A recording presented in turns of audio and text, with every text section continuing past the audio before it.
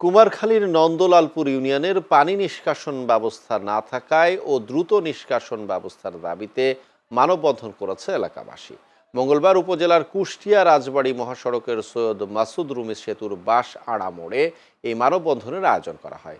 এদিকে প্রাথমিকের বৃত্তি পরীক্ষায় বৈষম্যের প্রতিবাদে ভোলার লালমোহন উপজেলা কিন্ডারগার্টেন অ্যাসোসিয়েশনের পক্ষ থেকে সংবাদ সম্মেলন অনুষ্ঠিত হয়েছে।